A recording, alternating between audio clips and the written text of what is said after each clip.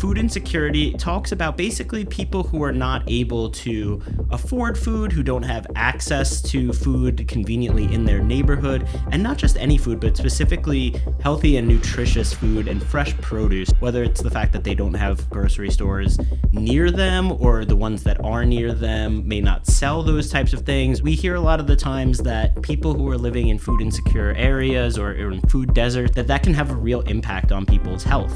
Everything that we kind of expected bore out, which is, not always the case in reporting, but in this sense, it was pretty much across the board. And you can go on the website and you can hover over each little zip code on the map and you'll see the North Shore is struggling with this a lot more than the South Shore is.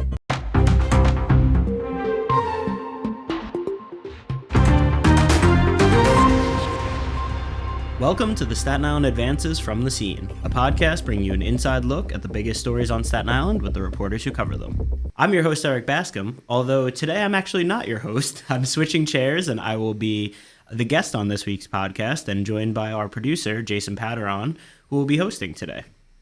How's it going, Jason? How's it going? I've been busy with that DEI panel, which if you guys haven't checked out yet, it's up on YouTube.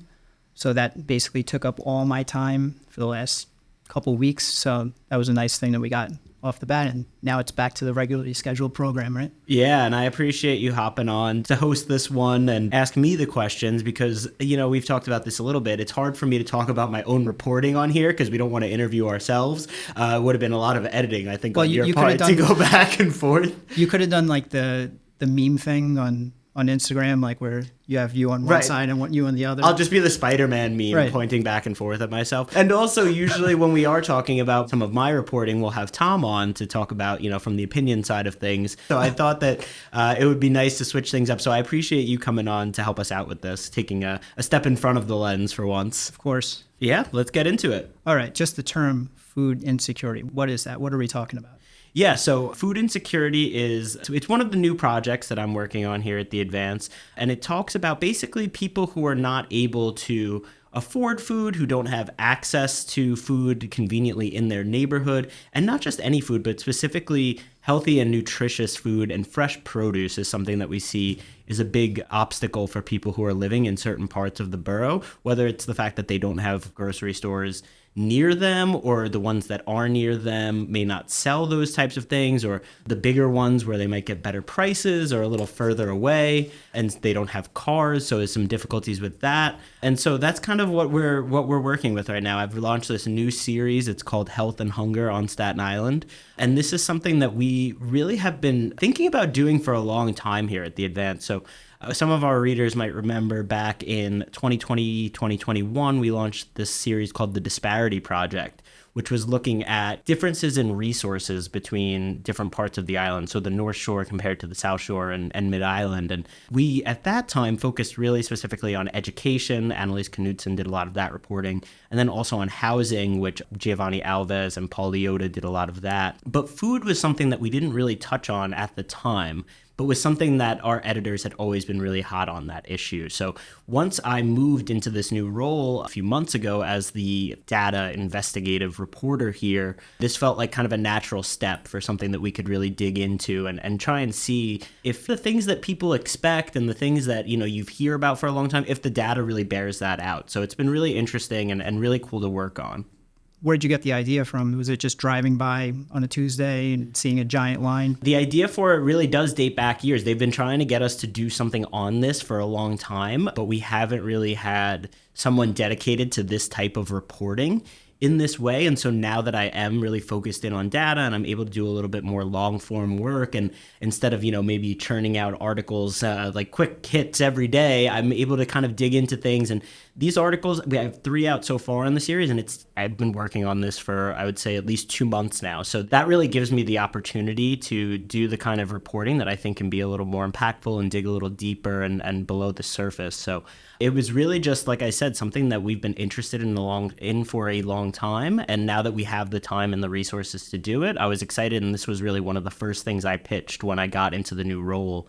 So I'm guessing you're combing through a lot of data, a lot of different sources. What kind of data were you looking at? What were you finding from these things? A lot of it is coming from the census, from their 2022 American Community Survey, which is the most recent. Obviously, the actual census is only every 10 years, so it's harder to use that, but they do yearly updates on certain topics. So we've been using a lot of that and then matching that data to health data that's available from the CDC. We hear a lot of the times that people who are living in food insecure areas or in food deserts, as we term them, which we'll talk a little bit more about later, that can have a real impact on people's health.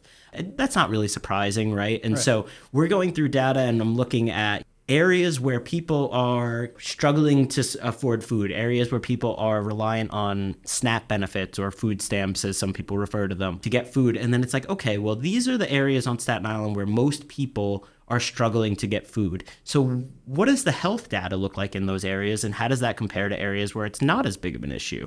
So we were looking through CDC data, through census data, and basically we found kind of what we expected to, which is that the people who are living in areas where people are more reliant on SNAP, who are more reliant on the food pantries, those people have worse health outcomes in terms of obesity and diabetes and high blood pressure and all those sorts of things. That was kind of the basis for it. That was sort of the first step, and that has kind of led us into a lot of the other reporting that I've done. I know, I've seen some of these reports, and sometimes it's just a whole block of things. And how do you keep that palatable? Yeah. No better lack of terms. Yeah, no, I totally agree. And I always say that that's one of our biggest jobs as a reporter, is to take these complex, nuanced issues and boil them down and present them in a way that the public can easily understand and is more consumable or palatable for them. So the big thing that I have been focusing on, which I think has been really helpful, has been creating sort of graphics or interactive maps in this case that really spell out the issue. Because it's one thing if you're reading the article and says, well, in the North Shore, it's like this. In the South Shore, it's like this. Eventually, your eyes just glaze over. Right. And so what I've done is, again, in my new role, trying to focus more on data, I've created some maps, which you can find on our website. They're included in pretty much every article in the series so far, which breaks down Staten Island by zip code. It's a big map of Staten Island, and then it's interactive. So when you hover over different areas, it will show you the statistics that I was kind of outlining earlier. So when you look along the North Shore, you're going to see that the people there are higher percentages of households who are relying on SNAP benefits, and then they are also going to have higher rates of people with those aforementioned conditions. So it's obesity, diabetes, high blood pressure, all of things that can lead to some serious health complications further down the line. And then when you go to the South Shore and you hover over those, you see much lower percentages of people who are doing that. And so what I've seen, let's look at some of the data. Was it really that black and white? You know what? It really was. And that's one thing that people often say, the North Shore is this and the South Shore is that, and, Mid-Island is somewhere in between. And it's like, okay, that seems like an overgeneralization. But in many cases, that actually did kind of turn out to be the case. And so I had seen basically that on the North Shore, in those zip codes, 10301, 302, 303, 304, and 310, that the residents there's a higher percentage living below the poverty line. There is a higher percentage who are reliant on food stamps or SNAP benefits. And then those also have those higher rates of diseases. So you have the percentage of people that are struggling with these things on the North Shore. In those zip codes, the amount that are obese range from 35% to 38%. On the South Shore, it's 31.1 to 31.6. On the North Shore, diabetes is from 12.4% to 13.9%. On the South Shore, it's only 8.8 to 9.8 in those zip codes. High blood pressure, same thing. So basically, everything that we kind of expected bore out, which is, not always the case in reporting, but in this sense, it was pretty much across the board. And you can go on the website and you can hover over each little zip code on the map and you'll see the North Shore is struggling with this a lot more than the South Shore is. I know you had a line in there. A lot of times people associate a food shortage as not having food, but in these cases, these people are selecting food that may be on the unhealthy side because that's what's affordable. Yeah, that's a great way to put it. And I had a really good quote. Let me see if I can find it from one of the doctors that I spoke to. I spoke with a ton of people from Staten Island University Hospital, from Rumsey, from some various food pantries that we'll talk about a little bit more. They told me that when you hear food insecurity, you assume that these people don't have any food, right? So you would think that would lead more towards malnutrition or the fact that people would be skinnier and struggling with those types of things. But what actually happens is that because these people are struggling financially and because they don't have immediate access to this fresh produce in their neighborhoods, they're eating processed foods, alternatives that are far less nutritious from them. So people who are food insecure actually tend to struggle more with obesity than they would a malnutrition. And then that is what then leads into some of these other things. So I thought that that was a really interesting part of it, is the fact that, it's not necessarily that these people don't have food, it's that they can't afford the right foods, or they don't have access to the right foods because they don't have a car, they can't drive to the supermarket. That's another thing that we had heard a lot about, which we'll talk a little bit more when we get to the kind of food desert specific aspect of this. But yeah, I thought that was very interesting. One of the things they said to me was, well, are you going to spend $30 on fresh produce, or can you spend $5 on enough ramen to feed you for the week, or you and your family, So a lot of times people are forced to make those choices as a result. And that's how you kind of end up seeing these poorer health outcomes as a result. Well, I think we all see it, like when we all went to college and we were living off a budget. Oh, yeah. And it's like, you don't think about it like 10, 12 years later.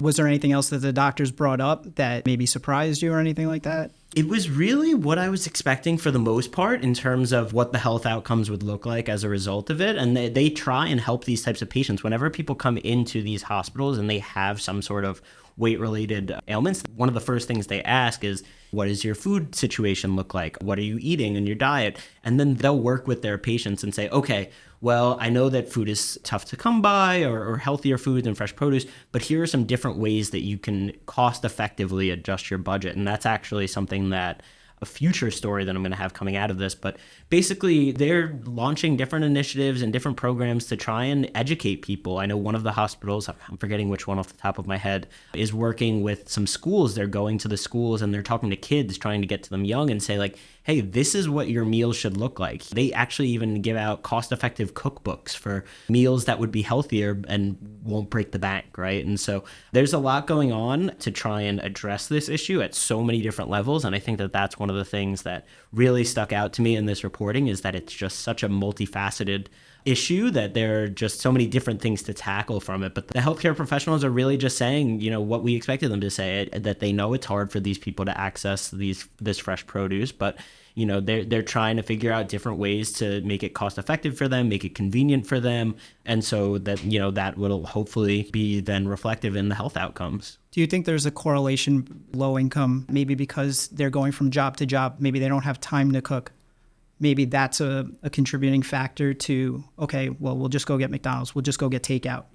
Yeah, absolutely. No, I think that that's a huge aspect of it as well, and something that we're also planning to dig into a little bit further down the line with this project, is that these type of people are often working two jobs. Like you said, they often have family at home, children to take care of, or whatever it might be. So it can be extremely difficult for people who are struggling, living paycheck to paycheck, working multiple jobs. Even people who aren't necessarily struggling financially. I mean, like you journalists. see how, yeah, I was just going to say, you see how hard we're working. Sometimes, we're so busy, we're running back and forth. You run downstairs and grab a slice of pizza, and just right. for that, right? I mean, it'd be better if I could make a salad at home and bring it with me, but I'm running out the door, I'm doing this, I'm doing that. And so a lot of it is also convenient. That is definitely a factor at play here as well, especially for the people who are working multiple jobs. You talk about convenience. Your second article in there has to do with food pantries, which is kind of helping make it convenient, I suppose, for some of these people that don't have immediate access or the means to fresh produce, things like that. This is one thing that actually kind of surprised me a little bit when I started to dig into it more for the article, is I did not realize the sheer number of food pantries that are on Staten Island. And so I've been working with some people from the Staten Island Hunger Task Force, which is a coalition of various different community organizations who all they meet monthly and they work together to try and figure out different ways to feed hungry Staten Islanders. Really, that's kind of their main mission.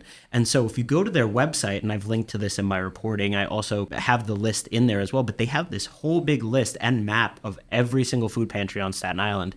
When I was going through it, I was like, oh my God, there's over 50 food pantries. And that's not even including the mobile units, which is they fill trucks up, they go park outside different parks or apartment complexes or whatever it might be. And so there are so many of these going on. And I spoke to a few of them. One of them that really stood out to me is at the JCC, their food pantry, they told me that they serve 20,000 people a year, which then you do the math and break it down. It's like over 1,000 people per month who are getting food. It's also how many people on Staten Island, and then between all those things, I'm sure some of them repeat, but yeah, no, it's at least 1,000 unique families there. And then I went to Port Richmond. I was standing outside El Centro del Inmigrante, and they have a weekly food pantry. The line was down the block. Right. It was almost wrapped around the corner. There were 200 plus people, I would say, and they say they usually average around 200 to 250 families per week who are there. And these food pantries, I mean, they're truly doing the Lord's work in many senses, in terms of this is a lot of times the only fresh produce that these families are able to obtain, right? So they will go to the corner store or the bodega or maybe even a smaller grocery store in their neighborhood to get the essentials and some of those cheaper processed foods that we were talking about to kind of be the foundation of your meal. And then they go to these places and they're able to get broccoli and pineapple, and they've done sweet potatoes and carrots and all of these sorts of things. And a lot of times this is, again, the only time that these people are able to receive that type of stuff. And it's clear that the need is there. And just by the fact that, again, there's over 50 pantries and each of them tells me that they're, handling hundreds of people per week. And so when you do that and you extrapolate it out, I mean, there are thousands and thousands of Staten Islanders who are really, really struggling with this. And if you don't drive past a food pantry and see the line, you might not realize that's something that I've also talked to people a lot about, and they've kind of brought up, is that you don't realize the extent of food insecurity. This is reflected in the headline of my first article, which is that one of the biggest health concerns facing Staten Island is hiding in plain sight. If you are not someone personally affected by this or someone who is volunteering, to help these people, you might not even know that this exists, which is another reason why we thought that this was such an important topic. I noticed you mentioned the thing with supermarkets. I know one of them, you had a map and you had like all the major supermarkets, and you could see there's definitely areas where it's missed. Growing up here, I was right down the block from one, so it was out of mind. Yeah. And then now when I'm driving around, I'll see those lines. Those lines are immense. They go wrap around the block, and you see all these people with boxes, and it really puts a human face to these things you might not think about if you happen to live in proximity to these things. Yeah, absolutely. And so that was the third article in the series that published earlier this week. And this is focused on that food desert term that we talked about earlier. Which I had to look up just to make sure it was actually a word. Yeah, no, it is. It's a term. It was actually in Webster's dictionary, but so is bootylicious. So that's fair. No, this is something that is used by the federal government, by the USDA, by all of these people to describe these areas. And so it's basically talking about geographic areas where residents have limited access to fresh and affordable produce due to a lack of easily accessible supermarkets. So those are some of the kind of key words in there that I highlighted, because I think when we first thought of this as a topic for this series, it was like, well, there's not going to be anything on the North Shore. There's going to be no supermarkets. And then, in Mid-Island and South Shore, there's going to be a ton of them. And that's not exactly what the map showed. And so then in my discussions with people, it's like, yes, okay, there might be some supermarkets located in those areas along the North Shore, but the issue is that the people who are living there, a lot of them don't have access to cars. A lot of them are living in poverty, so they can't necessarily afford that produce or even make their way to those grocery stores. So the food desert, it's not necessarily that there's nothing anywhere nearby. It's that you're struggling to get there. Some of these people have to take 2 or 3 buses just to get to a grocery store. And then who wants to lug their groceries on the bus? I think about it with my mom too. Like, she has to be able to carry everything. It's still down the block, but she has to be able to carry it. So without help, she has to get whatever she can and fit it within 2 bags that she can easily carry. Exactly. And so I looked at the United States Department of Agriculture has what they now call a Food Access Research Atlas. It used to be called the Food Desert Locator, which was a lot more straightforward and in line with what we were looking for. But you can go on there, you can zoom in on different zip codes, different areas, and see where are people struggling with this issue. So I have a map in one of the stories from this Food Access Research Atlas, which shows basically a couple spots along the North Shore, multiple spots really, where people are not only living in poverty, but then also don't have access to a car. And the grocery stores are more than a mile or half a mile away from them. And so again, in that area on the North Shore, between 13 and 18% are living in poverty, and between 22 and 26% don't have a car, right? Then you go to the South Shore, it's only between 4.5% and 7% in poverty, and only between 6 and 8% that don't have a car. So, I mean, there's triple as many people who don't have a car. There's pretty much twice as many who are living in poverty. And so that's what's affecting this food desert situation as well. It's not that there are no grocery stores there or no major supermarkets. It's that these people can't get, and I mean, we all know about Staten Island's bus network. I was the transportation reporter for years. So a place could be a mile away from you, and it could take 2 or 3 buses just to zigzag your way across and get there. And so I think that is something that really stood out to me, is that it wasn't exactly what we were expecting in terms of the supermarket map. But then once you dig a little deeper, you understand that it's not just about having them there. It's about being able to get to the store and being able to afford this produce that kind of dictates what is and isn't a food desert. Okay, so what's being done currently about these food deserts? What can be done? What are we looking at? Yeah, so this is another really complicated one. And so there's a couple different ways that I want to talk about this. So there's the short-term stopgap measures or solutions, and then there's, what can be done long-term, right? And so in the short term, you see basically, I mean, what we were talking about earlier with the food pantries in terms of community organizations trying to fill those gaps and get fresh produce to people who are living in neighborhoods where they may not be able to access it on their own. But then you also have other initiatives there's one that I focus on in the first article in the series. It's called the Clementine Collective. And this is an initiative of Health for Youths, which is a local nonprofit who works on various food insecurity issues. And so the Clementine Collective is basically, they were like, okay, a lot of these corner stores and bodegas where people in these neighborhoods are forced to shop because they can't get to the supermarket, they don't sell any fresh fruit, any fresh vegetables, and in a lot of cases because people in the neighborhoods can't afford to buy them, they spoil quickly, and so are the businesses going to end up losing money on it? So they don't have that available. So what the Clementine Collective does is they set up these little kiosks outside of the corner store or the bodegas, and they stock them with fresh fruits and vegetables, rotated based on whatever is currently in season, and they're free, and they just sit there. And then people in the neighborhoods, when they walk by, they go to the bodega, they go to the store, they could grab a couple sweet potatoes, they could grab some bananas. So it's kind of like what you see in the city with like the outdoor. Yeah, exactly. It's just like a little kiosk, and this is all free, and this is, available to the public. They started with just one stand. I think it was on Jersey Street at one of the markets there, and they have now expanded it into 15 different locations on Staten Island. If you go on their website, which I believe I linked to in one of the articles, you can take a look at where they're currently available. And so this is something that they were trying to do, again, just give back to the community and help them in ways and make these things more readily available to them and put them in the places where the people are going, right? If the people are going to have to do their shopping at the corner store or the bodega, then you want to make this available there. And so that's kind of a short-term thing that they're doing. They're also working with these store owners to say, hey, look, there is a demand for this. People are taking these. You should try and start selling these here. So that is kind of the next step there.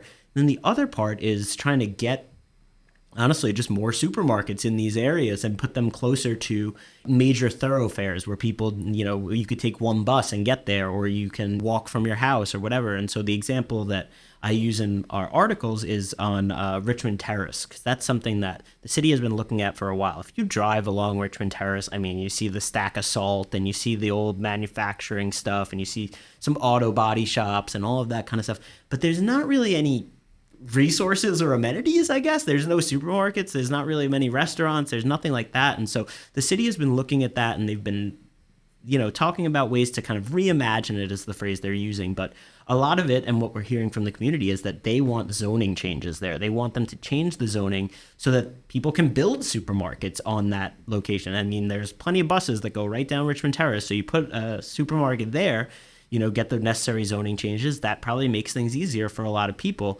Where the issue then comes in is that even if they do change the zoning, you can't necessarily force a big supermarket chain to put something in that location. So then how do you incentivize those types of supermarkets, whether it's through, policy or tax incentives or whatever, to build up in these locations where it's most needed? And one of the doctors I spoke to actually had this quote that really jumped out to me. They live somewhere on the North Shore. It was Stapleton or Tompkinsville or something like that. And she was saying, I live in this area. There's really nothing over there. And there was this huge vacant plaza, and I was really excited that they were going to put a big supermarket there. But instead, they put a Taco Bell. So, I mean, that's kind of exactly what we're talking about here, is that, not only are we not putting in supermarkets where, these fast food restaurants kind of swoop in and they're like, well, these areas are, reliant on fast food and all of these sorts of things, but they're just exacerbating the existing issues. And so that becomes its own challenge. Even if you do get the zoning that allows for the supermarkets to be built there, then you need to convince ShopRite, Stop and Shop, Whole Foods, Trader Joe's, whoever it is, to go build something there. And are they going to want to do that because there's lower income in the neighborhood? And do they feel like they'll make as much money and all of this kind of stuff? And so then you get into, do they need to have tax incentives and this and that? And so it's just such a complicated issue, which is why I think that as we try and kind of figure out those long-term things that we have with the food pantry and the Clementine Collective in the short term are so valuable to those residents. But aren't the food pantries, at least helped in part by government money? Isn't it one of those things where like you could just move that money to a different initiative? Yeah, it's interesting. Yeah, a lot of them definitely are funded because, these are being run by nonprofits. Some of them are by religious organizations, so those are, pretty much purely off donations. But some of them definitely are funded with government money. And so that is one way that you could maybe reallocate. I would say that would be maybe a little dangerous just in that even if we do get the supermarkets built there, you probably still need the pantries for certain people who are struggling even more mightily financially. But yeah, there's definitely ways that can be done. I mean, we look at the state budget's going to pass soon and, the billions of dollars that are in that, and the city budget's the same way, and all of this kind of stuff. There's money out there. There's ways for them to do this. Whether the political will is there is really more of the question. Right. And in this series, what else are we looking at? Yeah, so I mean, it's a lot of what we've actually touched on some of it so far, but other things I'm going to be hopefully interviewing some of the volunteers who are working at these food pantry events, why they do what they do, what it's like, what they hear from the residents. And so that one should be interesting. We're trying to get some people, and if anyone listening is interested in chatting with us, we're trying to get some people who are actually struggling with these issues to talk to us about their experiences, but it's a little difficult, right? I mean, it's a lot of people don't want to necessarily go in the newspaper and say, hey, I can't afford to feed my family, right? It could be embarrassing for some people, even though it shouldn't be, because as we said, thousands and thousands of people just here on Staten Island are dealing with this. So it's been a little bit more difficult in that regard, but definitely something we want to look into. And we also are going to be looking at kind of the rates of food insecurity among youth, which I think is an important topic. Youth would be one end of it, and then senior citizens. Those are two people who struggle with this on a level that we don't necessarily always I think we often think of the families, right, or the moms of, with 3 kids in line or whatever, but I guess the kids are the aspect of it that sometimes get forgotten. And so multiple schools on Staten Island have their own food pantries. I know Port Richmond has one. We had an article recently about one of the charter schools actually here at Corporate Commons is getting a food pantry. And so these kinds of things allow the students to, after class, one day a week, go in there, kind of shop around, see what they might need for their family and bring things home. And things like that are so valuable because some of the people, the experts that I've spoken to, they talk about, kids struggling with food insecurity. It kind of snowballs on them, right? You go to school and you're hungry, and then you're hungry and you're irritable and you can't concentrate. Then it's, you struggle with your performance in school, and then that leads to struggling to gain higher education, and then struggling to find a profession in your desired field, and all of these sorts of things. So I think the child aspect of it is really interesting and something we'll be looking at. And then senior citizens are also a huge group that relies on those SNAP benefits that we were talking about earlier, or food stamps. I think a lot of people only think of poor people living in affordable housing as the people who are relying on that and relying on government benefits, but a lot of it is older people who are on fixed incomes. And so I think when you get to those senior citizens as well, we're also talking about people that if they're in one of these food desert areas, if you're 80 years old, you can't be taking the bus to the grocery store and lugging that stuff back. So this is impacting them even more so than, maybe some younger adults or other middle-aged adults, just because of the way that their lack of mobility or, lack of accessibility to these stores. And so I think that focusing on the different age ranges is something that our readers should definitely be looking out for. No, and I know firsthand because I deal with it with my kids. Basically, my daughter only eats chicken nuggets and mac and cheese. School is the only place actually right now that she is offered a variety. So what's interesting is I see she finishes her food over there. But then when she comes home, I'll make her broccoli. She's like, I want chicken nuggets. Yeah, of course. So, I mean, I think getting them in the habit of getting those nutrients early because it becomes a snowball effect. I mean, I don't want her in high school and still eating chicken nuggets and no, mac and cheese, absolutely, like I did. Yeah, well, I was gonna say, got to break that generational those generational habits. Ends now. Yeah. But yeah, so there's a lot to come on this. We've got 3 articles out so far, so I would definitely encourage anyone who has not checked them out yet to go read those. And if you are interested in talking to me, either about your personal experience or some of the work that you do to try and address these issues, please reach out. You can find my email address on any of the articles on our website, but it's also tbascome@siadvance.com. So there's that, and I'd love to hear from some people. And I think a good point to add is also that it doesn't necessarily have to be just the thought that you couldn't afford it, because people just, like I do, like I don't necessarily make the healthiest decisions. So like a lot of these things also factors in when it comes to convenience. So like you don't always have to think, okay, I'm poor, I'm desolate, or I'm not able to provide for my family. But just in terms of how diet impacts health Yes. outcomes, I think that is a huge part of this story, and that was really the focus of the first article, and we've kind of been branching out into some different directions from there. But yeah, it's a great point. It's not just about people who can't afford food, people who can't access food. It's about the way that your diet impacts your health in a way that most people know, but I don't know that they fully understand. Right. I mean, you wait for it to show in the mirror, but it might not necessarily be there. No, so. That's true. That's not always reflective, because there are people who appear to be in great health, but the diet that they're eating, it may be keeping them thin, potentially, right? But it's not giving them those necessary nutrients that you get when you're eating fresh fruits, fresh vegetables, fresh, meats, and all of that kind of stuff. So if you're just eating frozen processed food, you might think you're healthy, and you might not be. So right. Yeah. So, I mean, I'll let you wrap this up because that's technically your spot. Yeah, that's true. Well, thank you. Thank you, everyone, for listening to the Staten Island Advances from the Scene. Thank you, Jason, for hopping on the mic today. And if you like what you've heard, please make sure to rate and subscribe wherever you get your podcasts, and visit silive.com for the latest on all these stories and more. Thank you for supporting local journalism.